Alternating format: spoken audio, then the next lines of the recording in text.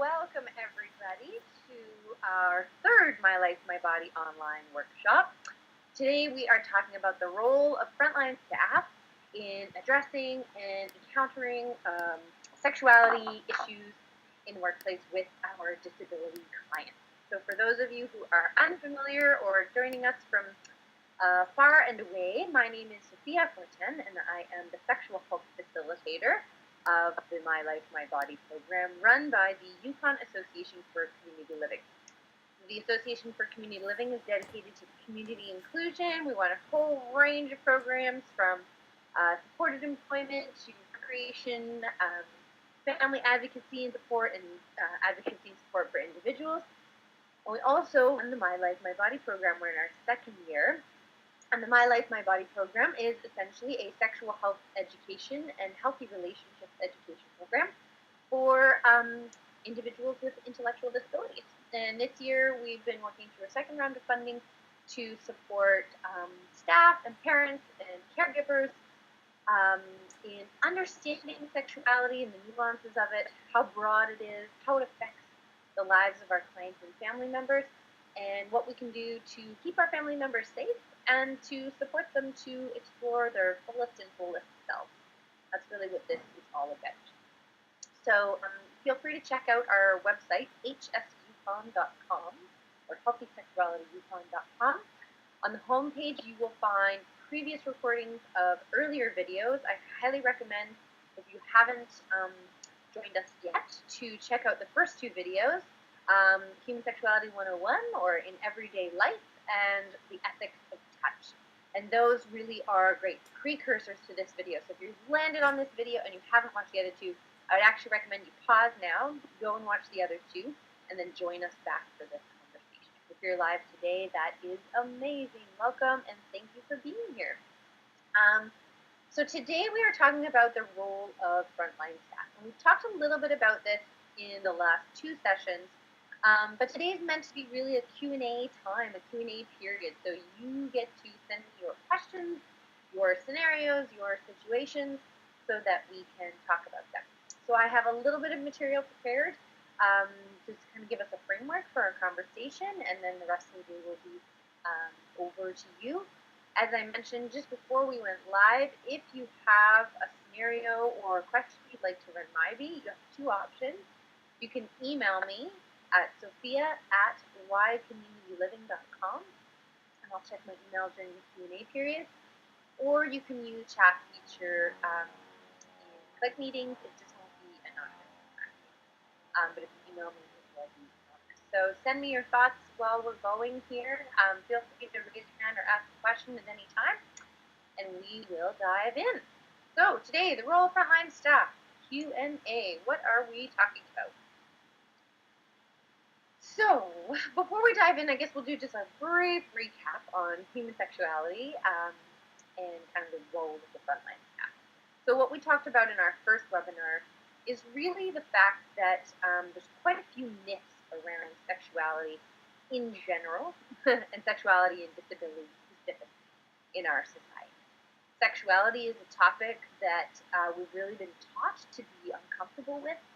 We've really been taught that it's taboo, and we've been taught a lot of negative things, basically about our bodies and relationships. So if you think back to what your sex education experience might have been in high school or within your family, it can be a really interesting exercise to reflect on what are the things that you know about sex and relationships and sexuality. What do you believe to be true, or what were you taught? And do you agree with those things, right? So I often say that sexuality education in high school is very focused on how to not get pregnant and how to not get STIs. And it's not really focused on pleasure or the fact that mutually consenting adults choose to show their care for one another in many different ways.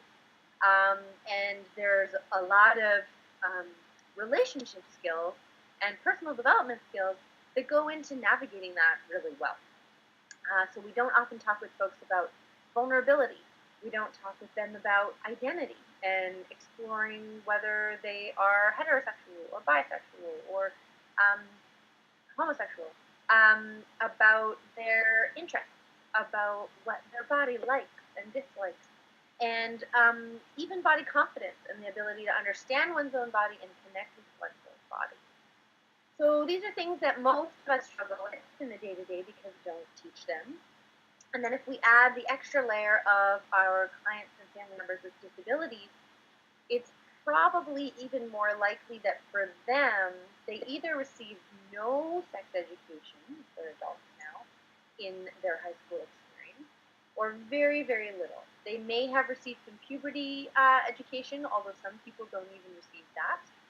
And if they did receive any sexual education, it was probably very, very focused on violence prevention. So it was probably very focused on sex is bad, people will hurt you. Very, very negative. And then in our own families, in our own religions, in our own cultures, we have different beliefs around when people should engage in romantic relationships and when they should engage in sexual relationships and what those kinds of things mean. And some of those messages can really serve us and guide us, and some of them can be quite challenging and limiting and shameful. Right? So thinking about sexuality and what we have learned on an individual level of about sexuality is a really important part of gaining perspective in our role as frontline staff, because sexuality is much broader than we think. And if we go back to that first webinar, sexuality is about much more than sexual intercourse. That is a piece of it. It's certainly about understanding our body parts, about understanding our genital and reproductive anatomy, but it's also about understanding our personal identity, where we fit in the world, how we want to express ourselves, whether we feel safe and comfortable expressing ourselves authentically in the world. It is about relationships, and I mean all kinds of relationships. So having the skills to form deep connections with other humans, whether they be platonic or whether they be romantic, and whether they be sexual or non-sexual. Isolation, social isolation, and the small social networks really create mental health challenges for anyone, and in particular our clients and family members in the disability community. Isolation is a really huge thing. We're not teaching people the skills to make friends, and we're not giving them access to make friends. We all need intimacy and connection. We all need to be seen and loved, right? Sexuality is also about understanding sexualization, so it's about understanding how the media uses sex to sell us things. It's about understanding how to be aware of not becoming a sexual victim and not or becoming a perpetrator of sexual violence. It's about understanding consent and how to negotiate and communicate when we're in relationships. So it's about many, many things that are much broader than sex. When we say sexuality, people think sex, but it's about so much more than that. And sexuality as a theme is very much at the core of every person and who they are. It is every single person's human right to understand their body parts, and to make decisions about their body. And it is every person's human right to have access to a relationship. And we often deny our clients and family members with disabilities these rights because of fear around them getting hurt, and they're not unfounded fears, absolutely, but we end up in kind of a struggle in that scenario. So that's kind of what we're talking about when we talk about sexuality. So what does that mean in terms of me as a frontline staff person in my day-to-day? How does this impact me? What do I need to know? What do I need to be aware of? If you haven't watched the Ethics Touch video, I highly recommend it, because it's definitely a big part of it. But I've kind of made a list of things that for me are really, a part of the role of the support worker in terms of addressing, considering, thinking about sexuality as part of their job description, right? As part of their role in supporting the clients that they're working with. So the first is that it's definitely the role of all support workers, frontline staff workers, job coaches, residence managers, etc., etc., etc., to have a knowledge and awareness of sexuality and disability issues. So understanding what human sexuality is and the broader scope of it, understanding specifically the types of issues and histories that our clients in the disability community have experienced, is really important, understanding them as people, them in terms of what they may have gone through in their lives, and them just essentially as people, and in terms of how we can support them to be the fullest, best version of themselves, the happiest version of themselves. So having a knowledge and awareness of sexuality and disability issues is a really big part of our role. And embedded within that, I would say, is spending some time processing and becoming aware of our own judgments, limitations, values, and ideas around sexuality and disability. Because when we're in the role of support worker and staff person, it's important to understand what our values and um, decision guide making posts are around sexuality and relationships. But it's also important to understand that our clients are not us, and that in order to best support them, we need to be able to distinguish between our values and our perspectives about sexuality and the facts about sexuality, so that we can support our clients and our loved ones to make decisions that are true to them. Right? So knowledge and awareness is really huge. Webinar number 1 and participating in some of our future workshops would be a really excellent way for staff to start to gain that knowledge and awareness. The second piece, in terms of being a support worker who's aware and connected to sexuality issues, is an awareness of what we are modeling and teaching in our day-to-day interaction and with clients. And the Ethics of Touch webinar that we did last month is really key to this, so I highly recommend checking that out. We also have the Ethics of Touch videotapes by Dave Kingsberger and sort of the half-day, full-day workshop framework.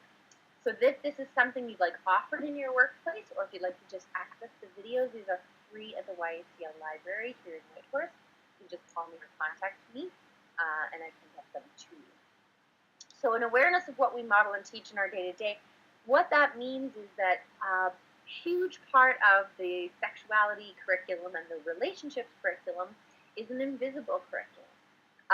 It's taught and learned and observed in day-to-day interaction. So our clients, our family members, are learning about relationships when they're watching their parents interact. They're learning about what boys are supposed to do and what girls are supposed to do by watching them interact. They're learning about when and how to kiss and touch what body parts based on how their family members interact, or how we interact in the agency that we work in. The types of hugs that we give, the types of touch that we give, the types of reinforcement that we give. So often we go about our day-to-day interacting with our clients just sort of operating in our normal mode, right? And unless we've developed a distinction or awareness or a way to reflect critically on some of the tools that we use to show our clients that we connect with them, and show our clients that we love them and we're a cheerleader for them, we can end up doing some damage. It's a really scary truth. But sometimes when we're trying to help, we can be hurting. And a really clear example of that is, and this is more so for areas where we need to support with toileting or residences. The disability sector is one of the only places where I could come in as a new staff to an agency on Monday, and by Tuesday, I could be seeing people naked as I'm toileting them, or supporting them in bathing or changing. So when you think about this from the client's perspective, their entire life, basically complete strangers, have gone from meeting them to seeing them naked within days. So why they would have any sense of privacy or modesty when we haven't taught them that, when we've completely taken away their privacy, they just don't end up with that tool because we haven't taught it, right? So a lot of these things like privacy, modesty, understanding appropriate touch, these are things that are learned by modeling. And when we're in a support worker situation where we're working with people very closely all day, every day, or very consistently, every interaction we have with that client is sharing a lesson, and every interaction that's happening around us is sharing a lesson. So when we are able to develop some goggles, as I like to say, to be able to observe what's going on and think critically about it, We can notice where some of our intentions, our behaviors, or actions might be undermining our intention in terms of what we're trying to teach, so that we can develop more helpful protocols and policies around touch and interaction. Hope everyone's doing well. Just send me a check-in or a thumbs up every once in a while. Let me know you can still hear me and see me. If you've got any questions or things are coming up for you, please don't hesitate to post them in the chat. I'm just going to check and see if we've got any emails. So a few more things that are important in terms of thinking about our role as workers. All right. Would be sex positivity and non-judgment. What is sex positivity? It's probably a term you've heard of. It's one that's definitely floating around. Essentially, sex positivity means taking a non-judgmental attitude to sex and sexuality issues. So as a person in a support role where we are interacting with other people and ultimately trying to support them to become their best selves, realize their fullest potential, and explore who they are, understanding that sexuality is core to everyone's being and core to who they are and how they express themselves in the world is a trait of being sex positive. So when we can accept that all humans are sexual beings, when we can accept that everyone's been through puberty and has the same hormones going through them, and when we can accept that every human on this planet has a desire and need for intimacy, whether that's sexual or not, we can start to engender a more sex-positive outlook. Sex-positive people are also open to learning about sexuality, and they really take an approach of non-judgment. And the other way that we sort of tend to describe this is that we don't yuck other people's yum. So what that means is we might be working with a client who's more, let's just say we're working in kind of a not an intellectual disability capacity, but a physical disability capacity where we have someone who's fairly high functioning, but maybe they got cerebral palsy or something and they're in a wheelchair. And maybe this person is homosexual.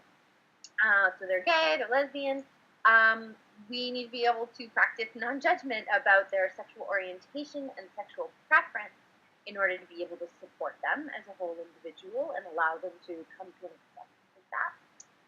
We might have clients who are exploring or questioning their sexual orientation, and so regardless of what our religious or cultural views might be about that, being sex positive means being able to stay detached from our own personal beliefs to support and allow this person to explore who they are and what that identity is for them. It doesn't mean that we necessarily have to dive right in on the journey. Could mean that we pass them off to someone else to explore that parts of themselves, but it means that we don't dismiss, belittle, or judge questions, comments, thoughts around explorations that are coming up around that, right?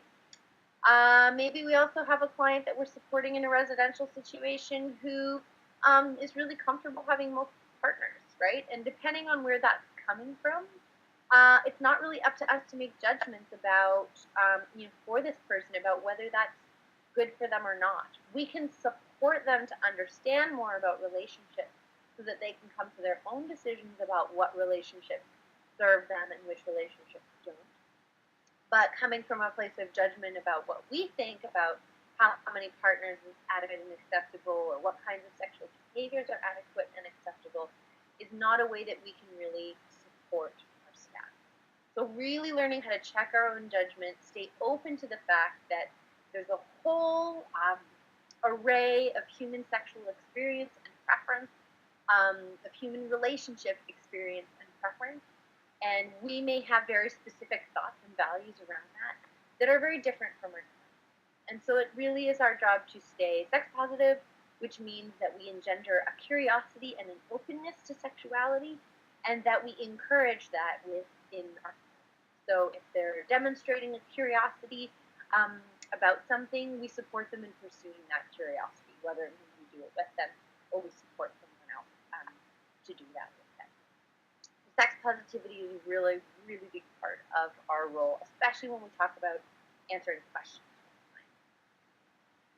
Related to that, of course, is supporting the whole person, including their sexual self, right? So when we're talking about person-centered planning, when we're talking about what it is that our role is in the life of a person with a disability, how we're supporting them to come to their fullest fruition in their life, supporting their sexual self is just as important as supporting their self-confidence in the workplace. So supporting them to build friendships, if they have a dream to be married one day or to have a child, supporting them to understand and think through those goals, supporting them to give them the skills to at least um, work towards those goals, whether they achieve them or not. I kind of often think of this as like taking a path planning approach. So just like we might have a client who, one day decides to be a rock star, and as a community, we think about, okay, well, like they may never be Bon Jovi, but certainly we can work towards, um, them becoming a public speaker or other forms of sort of rock star feelings that they can get. We might have someone who really desires to be married and to have children, and we put that on their path planning, and we think about tools and strategies that we can use to give that person maybe not exactly that model of things, but something else that's going to replace what it is that they're looking for, that need that they're looking for. So acknowledging that the sexual self is part of everyone's whole being and supporting people towards becoming that is really important. The last two are working with family to identify and address behaviors. So obviously when we're in a caregiving and support staff role, we are always working with family and guardians as well. So supporting them to understand sexuality issues, working with them on behaviors that we might be witnessing in our day program or other things like that are really important. We need to be advocating, educating, and working together, right? Working together to support our clients. And the last piece is that we should be aware of all of the different sexual health services that are available so that we can coordinate and support access. So that might mean everything from helping you plan and identify they might potentially have an STI, or supporting them to just go get regular STI screening. That might mean assisting them on a visit to the sexual health clinic if they're needing to terminate a pregnancy or find out about birth control options, or providing them access with therapy and other kind of relationship. So all of these key pieces are part of our overarching role, and they really marry with everything else we're generally doing for our clients, depending on the role that we have. But almost every role that clients are working in, whether it be, a residential support worker, whether we're on the job with people, whether we are hanging out with them in their day-to-day and supporting learning outcomes, and supporting them in their activities, there's almost always some form of sexuality component, whether it be as simple as engaging and interacting with the client means that they ask you questions about your relationships or questions about sex or puberty, or try to talk about their own relationships or things they need, or just answering questions. It might mean being a model and support for teaching appropriate touch and interaction, which is pretty much a day-to-day in almost every single situation type thing. Or it might mean addressing questions like how to handle new friendships, and just kind of the drama that folks are encountering, right? The day-to-days of their lives, their hopes, their dreams, their needs. So just acknowledging that that sexuality is really embedded in all of those pieces is really key. So I hope you're still with me. Hope everyone's doing well. Let me know if that's clicking for you, if you have any questions that are coming up. I'm going to check my email again here. And check. It looks like we're okay. So we've talked about Sexpositivity already, so I'm just going to move on to my next step here, which is 3-step method for answering questions. So in my work so far with clients here in Whitehurst, I would definitely say that there's sort of two experiences that many sort of frontline staff are going through. So one is definitely that when they're new, they're not hearing about sexuality questions at all. So even if they try to initiate conversations about sexuality, they sort of get a wall. no response or no conversation about it. And then often after staff members have kind of been around for a long time and they've formed relationships, a lot of questions. And these questions can be everything from conversations about their current partner, who they're dating, who they're bringing home, conversations about pregnancy, conversations about STIs, conversations about their bodies and if things are normal or not normal, conversations about itchy body parts or painful body parts. And in particular, if we're working with youth, questions and conversations around puberty and crushes, right?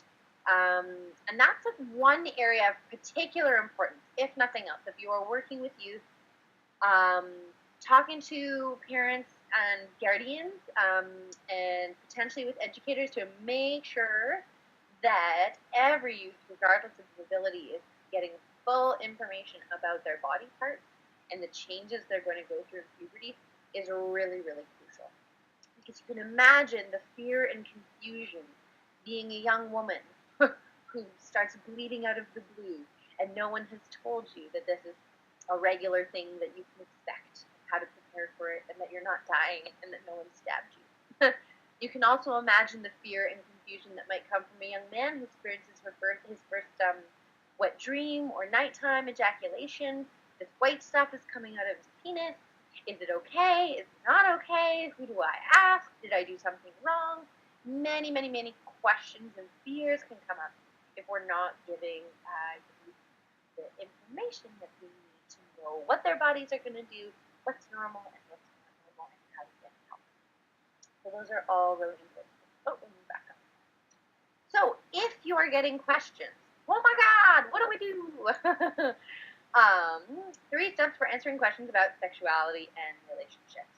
So the first is, and this is generally where folks kind of need to take a pause, because I think that there's often a worry of overstepping bounds or not being the right person to answer a question, or knowing perhaps there's some organizational policies about things that you can talk about and things that you can't talk about with clients.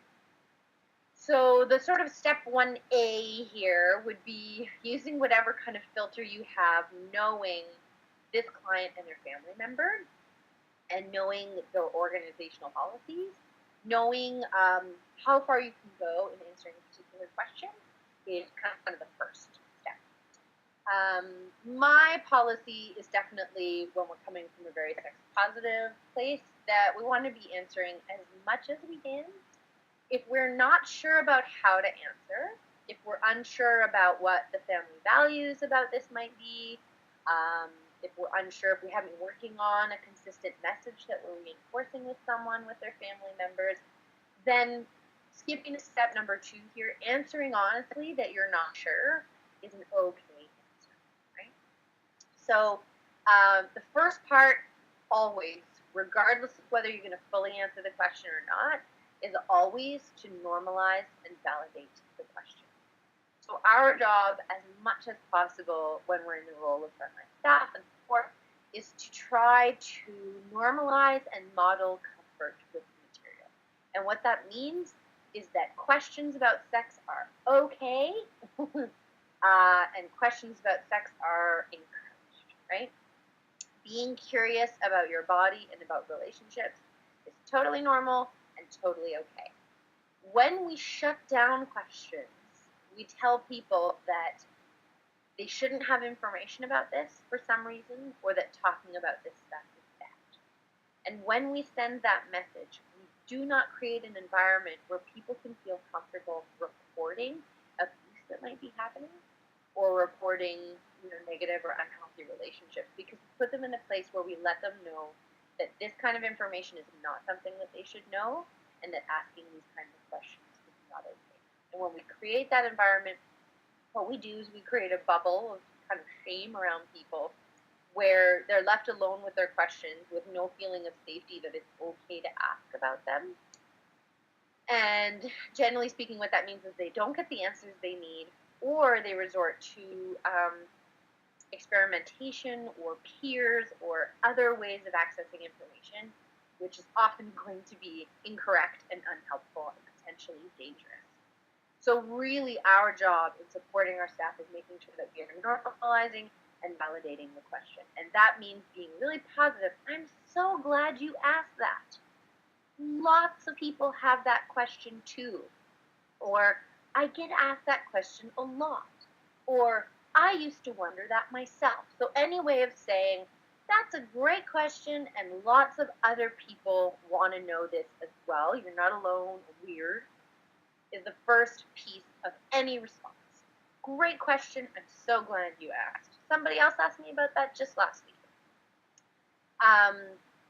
And what that does is it creates an environment and a relationship with this person where they know that they can at least come to you with these questions. And that's what we kind of talk about being an askable adult, right? So normalizing and validating the question, super crucial. The second piece is answering honestly. And what I mean by that in particular is, if you do not know the answer, it's okay to say, I don't know the answer. Let's look it up together. Let's go online and check out these resources. Or let's go to the library and find a book about that. So if we don't know the answer, don't guess, don't shut it down. Just say, great question. Let's go on a mission to find that out. Or, I'm not the right person to answer this question. Who else in your life could you ask? Could you ask your mom? Could you ask your older sister? Could you ask an aunt or an uncle that you trust? Or do you have a different support worker or a social worker or someone else that you could ask these questions to? So if you don't feel comfortable answering the question, if you're not sure if you're going to be put in a conflict or some kind of weird situation in terms of either work or the parents and guardians of the client, then just saying, that's a really great question. I'm not sure I can answer it today, but let's think about who you could go ask that question to. If there's no safe person in that person's network, then I would definitely encourage sending them to some of the resources that I'm going to post at the end here. So that might be sending them to Blood Ties or the Distress and Support line or the 1-800-SEX Sense line or somewhere where they can go get anonymous answers where you won't sort of be put in a conflicting situation or environment. So answering honestly means admitting when you don't know or admitting when you aren't able to answer the question, but always connecting them with other resources. In general, also when we answer, we want to try to make it a fact-based conversation and maintain a sort of very matter-of-fact, neutral tone. So an example might be if somebody said, hey, sometimes I like to wear women's clothes, and I'm not sure, if that's okay. And you might say, that's a really great question. I'm sure lots of other people wonder about that too. Your answer might be, I don't really know much about that, but we could go get some books. Or your other answer from a sex-positive perspective might be, everybody has different interests and ways that they like to explore their bodies. And that's okay to do in privacy of your own home. If you want to learn more about it, or if you want to talk to someone else, I'm not the right person, but let's think of a few people that you can talk to more about that if you explore it. The other thing is keeping it really simple. Something that I always need to learn is just giving a very straightforward answer, answering the question only, and not having to go into sort of a big elaborate conversation that confuses people. We don't necessarily need to sort of open the can, especially if we're feeling uncomfortable. So if somebody asks us, I heard that somebody said balls the other day, what does that mean? And you could just be like, balls refers to the body part on a man's body that's called the testicles, and the testicles are where the semen is produced. End of story. That's it. If they ask you more questions, then you might get a genital anatomy book out and talk a little bit more about reproduction, or you might send them to someone like me or someone else to kind of give them more information. But short and sweet in terms of your answers is always a really great way to go. The last piece is to check in. And so that means making sure that you actually answered the question they were meaning to ask. So that might be saying, what do you think about what I just said? Or does it make sense to you? Do you have any questions about what I just said? And also making sure that you've kind of sussed out what they're looking for. So sometimes when people ask a question, they're just looking for permission or validation about something, and they kind of do it in an indirect way. Sometimes they're looking for facts or information, so they don't know something and they're looking to find out what it is. Or sometimes they're looking to kind of suss out what you might think about something. So when you can kind of assess what was underneath the request, you can make sure that you gave the answer that they were looking for, and also clarify, because maybe they asked something and it wasn't what they meant to ask. So checking in is a really important part of the formula. Any questions about that so far? How are we doing? It's 12:40 already. I've got one last thing that I want to talk about, and then we can open it up to the floor for questions. Just going to check my email one more time, see if we've got any other notes. Not so far today. So 3 steps to answering any question that you get. First and foremost, normalize and validate. That's a great question. So many people ask me that. Answer honestly. The answer is X, Y, Z. Or, I don't know the answer, let's go look it up. Or, I'm not a great person to talk about that, but who could we talk to? Your mom, your doctor, etc., etc. And then check in. Does that answer your question? Do you have any more questions about what I just said? Did that make sense? And that's pretty much it. So remembering that can help us to answer confidently anytime we are working with clients. Remembering that the first part of the question, the first step, normalizing and validating, is the most important. So that sex positivity piece is the most important when we're talking about supporting people in exploring sexuality. All right, talking to family and caregivers. This can be a really challenging one, and it probably deserves its whole own webinar. So all I'm going to really say right now is that obviously when you're encountering behaviors with clients, we all have different protocols at our agencies for when and how to report these things to family members and to discuss them and come up with strategies. So work through sexuality issues is no different. What you might find is that family members may need some support around education, so understanding sexuality issues. So sometimes bringing in a resource like me can be very helpful, or sharing some of the reasons that I provide can be very helpful in terms of supporting parents to understand a little bit more kind of what's going on with the behavior. So this might be in cases where we've got public masturbation at a day program, or in regular sort of inappropriate touch that's happening, or unhealthy crushes, or things where like maybe staff have become a little bit uncomfortable because one particular staff or client has kind of misunderstood the boundaries of friendship and staff. So things like that may be sort of friendship related or not. As with all behaviors, any behavior that we're seeing that we're finding challenging usually has a need to be met, right? And so what we're talking about, as an example, masturbation, it's usually because somebody has a very physical need, but they've not been given the tools to do it in private, in their own place, safely, and often to completion. So if they don't know how to kind of masturbate fully, they're never sort of getting rid of that urge to do so.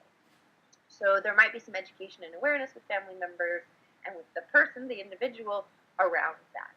Other things that I see so commonly is that we have clients and family members who are just so lonely, right? They're lonely, they really want a boyfriend or a girlfriend, and really they don't even have a very broad circle of friends, and end up sort of latching on to all of their relationships in their life, whether they be acquaintanceships or staff relationships, and really attaching more meaning to those relationships than we in the reciprocating role do.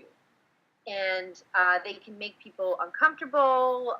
We can get into like mildly stalker behavior, or just doing things where we're making people uncomfortable because we're overstepping the bounds of the relationship. This is really common. And often what that means is that we're not doing enough to support our client in having their intimacy needs met. They need to be broadening their scope of friendship so that they're getting deep and fulfilling connection with appropriate people so that they're not seeking it from inappropriate people. So supporting caregivers, and family to understand these issues is really important. And just always taking an approach of working together, right? So we're working together to troubleshoot, to find solutions. We're inviting in outside supports if we need to give this client the education and information that they need. And that's often a huge part of just missing is they've never been taught.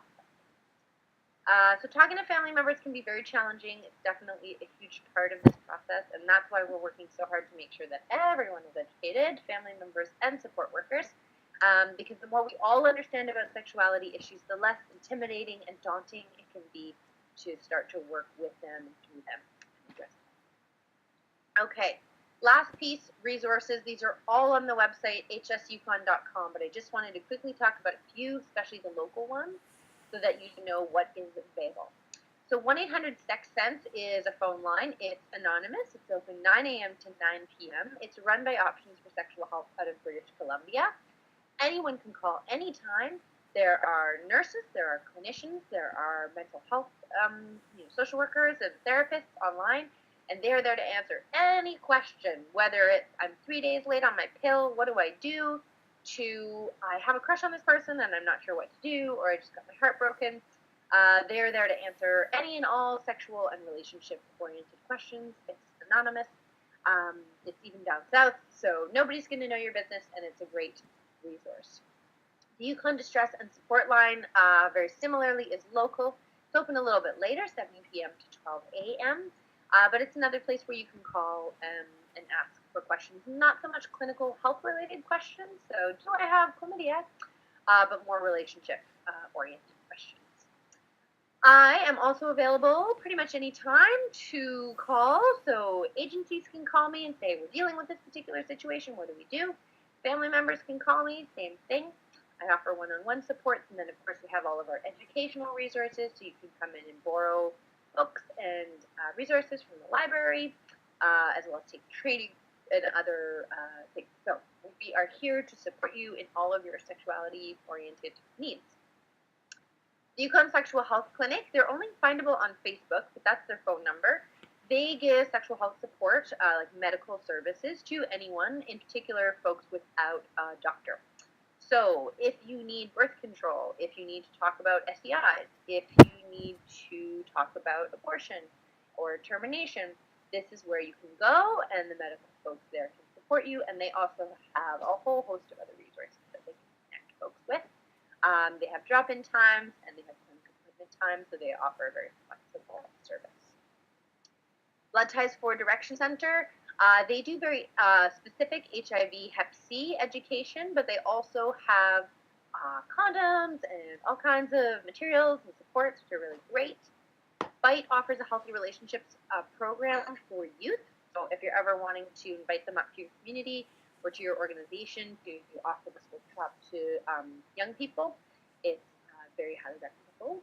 And the Communicable Disease Center is where we go to do our STI testing. So if someone doesn't have a doctor and they need to get tested every 6 months, or if they have a suspected STI, then this is where they would go to get their testing done. And a really great website for everyone is called www.sexandyou.ca, and there's information there about pretty much everything from birth control methods to STIs to healthy relationships. So those are some really great resources for all frontline staff to have in terms of referring clients on or going to find more information with a question. And last piece before we sort of get to the Q&A piece, in summary, human sexuality is really critical to human happiness, and it's part of our everyday life. And access to information about our bodies and how to make decisions is a human right that every single person has. The hidden sex ed curriculum is everywhere, so taking charge of this conversation is really important. And it's our job as frontline staff to stay positive and non-judgmental in that, which means really exploring our own values about sexuality, as well as understanding sexuality and sexuality issues. And we all have a role to play in supporting clients and family members to learn appropriate sexual behaviors so that they can thrive. A big part of Dave Hingsberger, he's one of our Canada's disability and sexuality experts. He talks about how knowing how to connect and relate to other humans, when and how to be sexual, and with whom, is a fundamental skill that's critical to how well we are accepted into society. And often what we view in terms of inclusion is that our clients do not have these skills, so therefore they are not accepted into society. Right? They are either viewed as sexual innocents or they are viewed as sexual perpetrators. And these are things that we want to address and tackle because everyone has the same needs for deep connection with their human beings. So as frontline staff, it really is our job to model comfort and familiarity and really create a space where all questions are always openly encouraged, whether we directly respond to them or we connect people to other supports. It's our job to kind of understand and be aware of human sexuality issues, and in particular, the sort of disability lens. And I definitely encourage anyone, again, if you haven't watched our first 2 webinars, they will be online on our website soon. Webinar number 1 is, and these 2 will be soon. I just have to do some edits. But we all have a role to play. So whether we're job coaching somebody or supporting them to go to the bathroom, there are always aspects of sexuality that are at play. And understanding those dynamics and our role in those dynamics is really, really critical to supporting our clients to have whole and wholesome and happy lives. So I want to leave it there. We have 10 minutes for Q&A. So just checking in on the chat to see if anybody's got questions. You have scenarios that you want to run by me, particular situations that you've been working through. I have a few examples we can kind of talk about, and we've talked about many throughout. Just going to check my email one more time here. And see.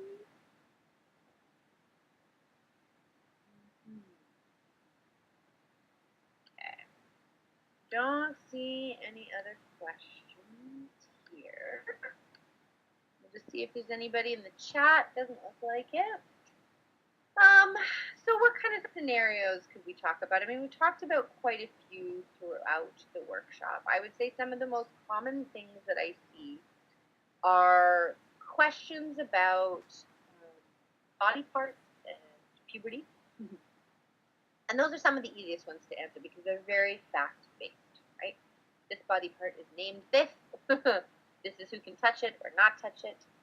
This is what will happen during puberty. These are the 7 things that will happen, and this is what you can expect. Biology questions are some of the easiest to answer. And when we use the 3-part formula and we connect with some lower grade books at the library with visuals, that's a pretty straightforward way to go.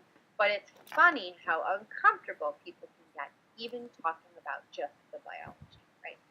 So for some reason, we're really comfortable talking about elbows and ears and noses and mouths, but talking about vulvas and penises and stuff make this very uncomfortable. So just practicing being really comfortable with. These are just other parts of your body, and they're parts of your body that are part of you. It's important to know them and love them and take care of them. It's a really important message for clients.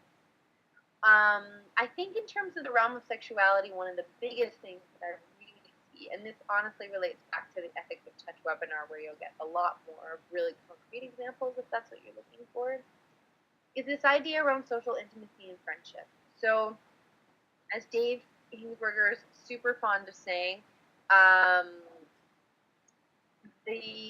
people aren't walking around saying, I want to have sex. Most of our clients are not saying that. What they're saying is, I want a boyfriend or a girlfriend. What they're saying is, I want people to spend time with. I want to do meaningful things. I'm tired of being lonely and alone.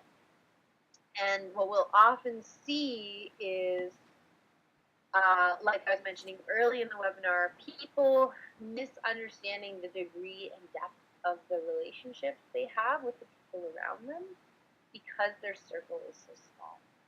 So if you think about your own life and the number of people in it, when you have a pretty big circle of people, you need to start using different categories like family, acquaintance, friend, really good friend. And we all sort of have this innate idea of like where people fit into the grand scheme of our life, given the amount of time that we have, the amount of time we spend with folk. I have a small group of people that I know are definitely the friends that I prioritize, and I make sure to spend time with them on a regular basis. and I've got others that I reach out to, but I see them less often. And then I've got plenty of folks that could be better friends, but just haven't taken the time, or we haven't taken the time to deepen those relationships.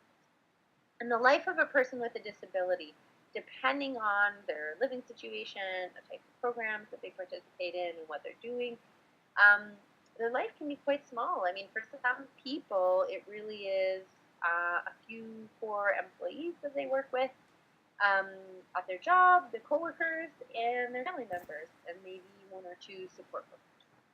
And none of these people is, other than their coworkers, like all these people are sort of paid to be with them, or need to be their friend because of family obligations, and none of these people have necessarily chosen to be their friend. And even in the case where people do have chosen friends, their opportunities to hang out and spend time together can be really limited. I know at YACL, when we've done surveys for the Just for Fun dance, often what we hear back from the participants is this is the one time a month they actually get to see the people in their social network, right? So if we think about it in terms of a constellation, right, many of our clients have really small constellations. So while this might not seem like a sexuality issue very overtly, it is an issue of intimacy. It is an issue of having the skills to foster friendships and relationships with other people where we feel supported and seen and loved and appreciated simply for who we are. And staff can definitely provide part of that, but it's not our job to provide that. It's not our job to be meeting the intimacy of clients. And when we are, we create a lot of confusion and room for vulnerability for our clients. And again, we talk about that more in the Ethics in Touch video. So those are often the kinds of questions that people get, as well as the kinds of behaviors that they're witnessing, whether it be a staff member becoming uncomfortable because they're receiving too many gifts and gestures from a client who's kind of over investing in the relationship, right? It'd be the same as if you had a friend who was like constantly investing in being your best friend. You didn't really like them that much. That starts to make you feel uncomfortable, and you're not sure what to do about it. And in particular, if you're paid to be around that person, it puts you in an extreme conflict, right? So witnessing those kinds of behaviors, or witnessing behaviors where individuals might be flirting with every member of the opposite sex in sight, or not really able to kind of control their crushes. And it's because they're just looking so hard for one person to love them and see them. And if they had one place to direct all of that energy in a really positive manner where it was reciprocated and enjoyed and supported, they wouldn't need to spend so much energy sending that kind of attention to so many other people. So often what we see when we struggle with behaviors around crushes or obsessing about other people, that kind of stuff, is that people don't have a healthy outlet for these things because we haven't given them the skills of friendship, and then we haven't given them the opportunity to build those friendships and then spend time with those friends in healthy and productive ways. So this is one kind of critical example where we can see an unhealthy behavior that needs to be supported by staff sort of teaching skills of likability and the skills of friendship, pulling back on how much we give intimacy so that we can support our clients in seeking intimacy in healthier ways, and providing folks with opportunities to go on a lunch date, or go to the movies, or do things where they're supported to do that in a really fun way. There's many, many more examples we could get into. We didn't get any specific cues today. Hopefully we'll get some for tonight. I hope that's been helpful. Definitely feel free always to email me with your feedback or additional questions that you might have. Thanks again for joining us today. We've got the webinar on again tonight at 6 p.m., so there might be some more Q&As there if you want to join us, or send the link on to your friends and encourage them to join us tonight. Our next webinar, you'll just have to visit the hsucon.com website to find out. It's in a month, and I can't quite remember the topic today. But if you visit hsucon.com and check out the events tab, you will see all of our upcoming events. And if you go to the home page, you will see the videos from past webinars. Thanks again for joining me. This was our third online workshop for My Life, My Body. We will talk to you soon. Have a great day.